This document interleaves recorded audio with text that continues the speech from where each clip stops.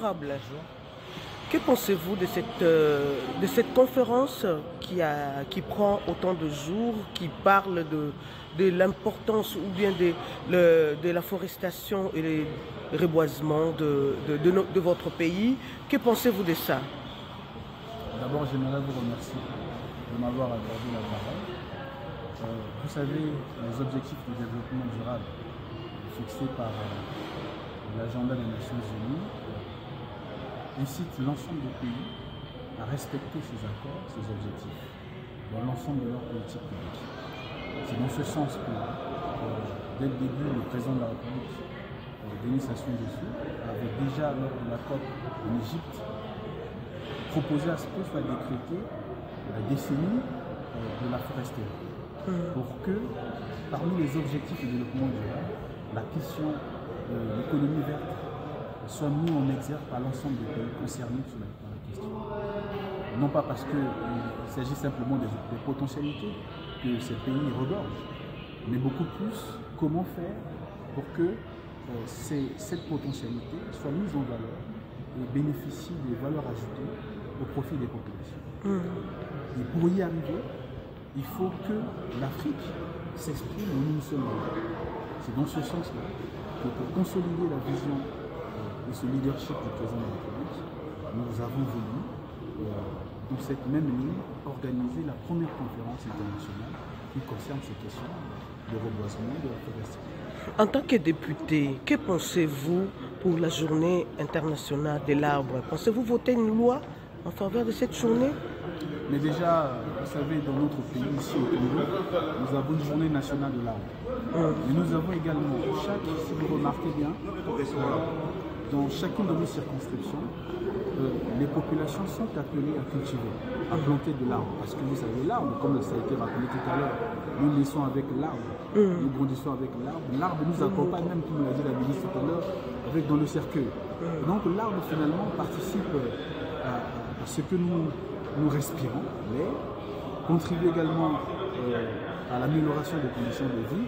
Donc si nous coupons l'arbre, ça veut dire que nous détruisons un peu le cadre de vie dans lequel nous vivons. C'est pour cela qu'il faudrait que dans cette conférence, le discours qui est prononcé, la connotation générale qui sort de ce discours, c'est de dire que l'homme doit se réconcilier avec la nature en mettant en avant cette potentialité de l'économie verte dans le bois, c'est-à-dire l'arbre, pour que cette cohabitation-là soit de plus en plus durable pour le bénéfice de l'ensemble des populations. Il y a également quelque chose à prendre en considération. La plupart de cette richesse verte se localise généralement en zone rurale, ce qui veut dire que les décisions qui doivent être prises par les politiques publiques doivent être inclusives en parfaite harmonie avec les attentes des populations locales. C'est dans ce sens-là que vous avez vu l'ensemble des dirigeants des départements, des préfectures, des provinces qui sont là pour essayer de capter le message au niveau global pour l'implémenter dans les zones globales. Honorable, à l'occasion de cette conférence internationale, est-ce que vous pourriez placer un mot aux pays industrialisés, car c'est eux qui sont les pollueurs et ils ne respectent pas le principe pollueur-payeur? La question du principe pollueur-payeur, ce sont des questions qui sont abordées au niveau des chefs d'État. Et je pense que vous-même vous remarquez cette voix qui s'élève davantage au niveau des pays africains pour l'unifier afin que la voix soit beaucoup plus forte, pour que le marché du carbone, notre part, soit véritablement effectif plutôt, afin que ces pays qui regorgent, ces pays, je parle de ceux qui respectent ces objectifs de développement durable, bénéficient en contrepartie d'un accompagnement des pays qui sont beaucoup plus à forte potentialité, fort potentiel à générer le CO2 dans ce sens. D'accord, merci beaucoup. Je vais faire un focus sur les plantations, plutôt des communautés locales. Donc, diapo suivante, s'il vous plaît. Donc, on a une forte dépendance des ménages urbains quinois à l'utilisation du charbon de bois comme énergie domestique pour la préparation des repas. En 2023, 90% des ménages utilisent régulièrement le charbon de bois et 55% l'électricité. En comparaison, à Brazzaville, on a à peu près 55% des ménages qui utilisent régulièrement le charbon et 43% le gaz. Et ça, c'est lié principalement au coût d'accès à l'énergie. Quand on regarde Kinshasa, le gaz est 2 fois plus cher, à kilowattheure équivalent, qu'à Brazzaville. Donc cette forte dépendance, ben, voilà, elle crée une demande qu'il faut satisfaire. Un Quinois consomme en moyenne 0,33 kg de charbon de bois par jour, et ce qui équivaut à 2,7 kg d'équivalent bois en fonction du taux de carbonisation. Donc la plupart de la carbonisation se fait à partir des meubles traditionnels avec des taux de carbonisation qui vont de 10 à 15%. Donc en fonction du taux de carbonisation, bah, ce taux équivalent bois sera différent, et donc la demande va être différente. Donc on évalue à peu près à 15 ou 20 millions de mètres cubes de bois par an nécessaires pour répondre à cette demande. Et donc, on a un bassin d'approvisionnement qui s'étend sur 6 provinces, sur plusieurs centaines de kilomètres. On a du charbon de bois qui est transporté par baleinière à 600 km de Kinshasa. On a énormément d'acteurs qui sont impliqués dans cette filière. On a à peu près 300 000 producteurs, dont la plupart sont des agriculteurs. Et donc l'activité de production de charbon de bois est une activité qui est ancrée dans la pratique agricole. C'est les mêmes acteurs qui travaillent sur des espaces communs. Et la production de charbon de bois permet d'avoir un retour sur investissement plus rapide que la production de manioc. Donc c'est vraiment une activité qui est ancrée dans la pratique. Un producteur va produire entre 5-6 meules par an pour subvenir à des besoins, financer l'école des enfants, les fêtes de fin d'année, la meilleure des types de production pendant ces périodes. On a à peu près 2 à 3% du bois qui alimente Kinshasa en bois énergie qui est issu de plantation, le reste provenant de l'exploitation de formations naturelles, les jachères, les forêts dégradées, les forêts, le bois qui se trouve en savane. La suivante, s'il vous plaît. Donc les enjeux, c'est assurer la sécurité énergétique des ménages. Ça va être réduire les gaz à effet de serre, maîtriser la demande, améliorer l'efficacité énergétique à la fois au niveau des pratiques de carbonisation, mais également des foyers utilisés, préserver les ressources et augmenter l'offre par le développement de plantations, mais pas seulement.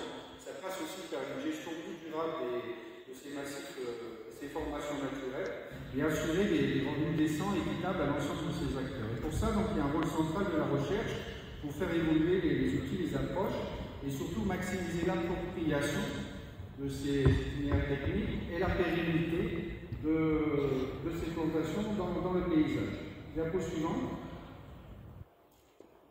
Donc on a déjà parlé de ces systèmes agroforestiers Acacia auriculae. Donc dans les années 70, il y a eu des recherches qui ont identifié cette essence pour la production de Makala, charbon de bois. Et après, ça a été déployé à partir de la fin des années 80. Puis, c'est beaucoup de plantations qui sont appuyées par des projets de développement qui alternent la production de produits vivriers, manuel maïs avec la production de charbon de bois. Et on renouvelle le peuplement par, après l'exploitation, la mise à feu qui active la germination des graines contenues dans le sol, qui permet de renouveler ce peuplement. Donc c'est un système intéressant qui s'apparente à la pratique agricole traditionnelle qui est inhérente sur brûlis, qui permet une meilleure appropriation de l'itinéraire technique. On a une biomasse de l'ordre de 100 mètres cubes par hectare après 8 ans. Et donc pour répondre à la demande de Kinshasa, il faudrait exploiter entre 150 000 et 200 000 hectares de plantations par an, ce qui est énorme. À titre de comparaison, pour Brazzaville, on a à peu près une demande de l'ordre de 1 million de tonnes par an, ce qui équivaut à peu près à 25 000 hectares de plantations exploitées par an. Diapo suivante, s'il vous plaît. Alors, ces systèmes agroforestiers qui sont développés, on a des difficultés et on a des plantations qui sont éphémères dans le paysage. Pour quelle raison? C'est qu'elles sont souvent développées en savane et on a des feux qui parcourent régulièrement ces savanes-là et donc qui exposent ces plantations au feu. Et puis, étant donné que ces plantations sont développées dans des projets, on a des projets qui sur des périodes de 4-5 ans, et donc on n'a pas un accompagnement sur le long terme des agriculteurs, et notamment sur cette période charnière qui est la première rotation, donc l'exploitation et le renouvellement du peuplement. Sans accompagnement technique, souvent après la première rotation, ces plantations ne sont pas renouvelées et les agriculteurs ou les charbonniers retournent produire du charbon bois dans les formations naturelles. Il y a la nécessité d'utiliser des matériaux végétaux performants, comme ça a été dit tout à l'heure, pour augmenter la productivité. Et on a également un besoin aussi de travailler sur la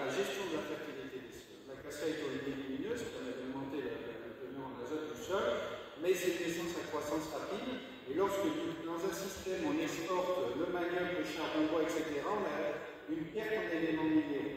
Alors on a fait des études, un article qui a été fait sur l'évolution de la fertilité chimique des sols, et on voit qu'on a une perte en éléments minéraux, et on a eu une augmentation des teneurs en aluminium qui peut poser des problèmes de toxicité aluminique. Donc il y a aussi voilà, tout un travail à faire autour de la gestion de la fertilité des sols de ces peuplements-là. Diapo suivante. Donc, il y a une note qui a été produite par un collectif de chercheurs, qui a été faite dans le cadre du comité forêt, qui concerne l'enjeu de l'implication des populations locales dans les initiatives de restauration forestière en Afrique centrale. Et 8 recommandations ont été formulées pour améliorer les projets de restauration. Donc, d'abord, il y a la nécessité d'impliquer plus les communautés locales dans le choix, les orientations, le choix des essences, les problèmes qu'ils rencontrent, etc. Et après, il y a la nécessité de bien connaître les contextes socio-environnementaux d'intervention pour adapter les itinéraires techniques en fonction des situations. Il n'y a pas une solution unique qu'on développe à deux parties. Donc, réaliser un diagnostic complet, avoir une bonne information des contextes socio-environnementaux, proposer des itinéraires techniques adaptés, ancrer, comme le disait Guillaume, la production, en tout cas ces plantations, tout le travail qui doit être fait autour de la gestion durable des écosystèmes forestiers naturels. On voit que sur Kinshasa, 95% de l'approvisionnement en Makala provient des formations naturelles. Et donc il y a un parallèle, à la fois travailler sur le développement des plantations, mais également travailler aussi sur la gestion de ces écosystèmes forestiers qui permettent d'approvisionner et de répondre à cette demande très importante en bois énergie. Merci, j'espère n'avoir pas été trop long. De vous parler de la technique, les normes et les directives pour l'aménagement des plantations forestières. Puisque nous sommes ici à la SIAR. La SIAR, c'est la conférence internationale sur la forestation et le reboisement. Diapositive. On peut se passer du sommaire. On a 2 points à aborder. Alors, au Congo, nous avons la loi 33, notre nouvelle loi, la loi 33 du 8 juillet 2020 portant code forestier. Et donc c'est à partir de cette loi qui est un cadre référentiel. Le cadre référentiel qui fixe donc les principes fondamentaux d'organisation et de la gestion du domaine forestier national, ainsi que les règles d'exploitation et de commercialisation applicables aux produits forestiers. Et donc toutes les forêts du Congo, y compris les forêts plantées, entrent dans le champ d'application de cette loi. Et donc dans le cadre de cette loi, en ce qui concerne les concessions forestières, nous distinguons 5 types de plantations. Nous avons donc les plantations forestières de l'État, les plantations forestières appartenant aux personnes privées. Nous avons les plantations forestières des personnes morales de droit public réalisées par celles-ci sur des terrains leur appartenant ou suite à un transfert de propriété du domaine de l'État. Les plantations d'une collectivité locale réalisées sur un certain terrain lui appartenant ou provenant d'un transfert de propriété. Et enfin, les plantations forestières communautaires.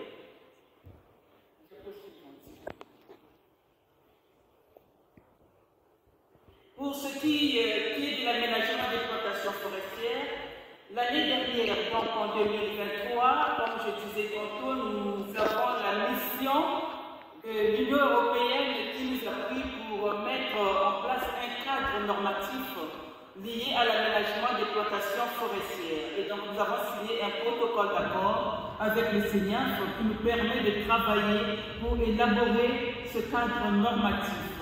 Et dans ce contexte, nous sommes en train de rédiger ou de mettre en place les directives et les normes techniques qui permettront d'aménager des plantations forestières. Diapo suivante. Donc, ce cadre normatif sont donc des arrêtés. Puisque la loi est grande, il faut des textes d'application. Dans le monde des plantations forestières, qui sont 31 millions d'hectares, c'est seulement 3,2% des surfaces forestières totales.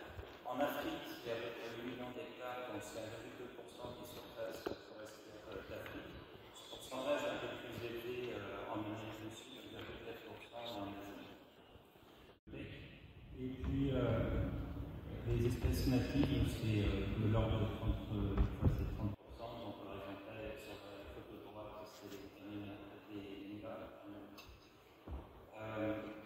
Donc c'est surtout pour la production de bois cellulose, pour la production de bois énergie et la production de bois d'œuvre.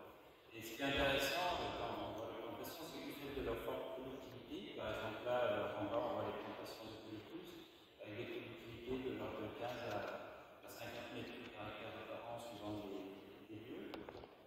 En fait, malgré leur faible surface, elles produisent une part importante de la production totale de bois rond. Par exemple, au Brésil, on a 2% seulement de surface, enfin, la plantation forestière représente seulement 2% des plantations, des surfaces forestières totales, mais elles produisent 90% du bois rond. Et ce pourcentage sur l'Amérique du Sud, c'est 88%, pour l'Océanie 80%, l'Asie 40%, l'Afrique 37%. Donc on voit que malgré les surfaces très faibles, elles produisent une part importante de la production totale de bois. Ce qu'on voit, c'est qu'il y a certaines régions du monde où les surfaces forestières totales ne diminuent plus, mais en Amérique du Sud et en Afrique, elles continuent de diminuer, en grande partie à cause des pressions anthropiques. Et donc, là, comme l'a évoqué Paul et Emilien, les plantations forestières peuvent contribuer à réduire les pressions anthropiques sur les forêts naturelles. Donc, ça, c'est une valeur importante.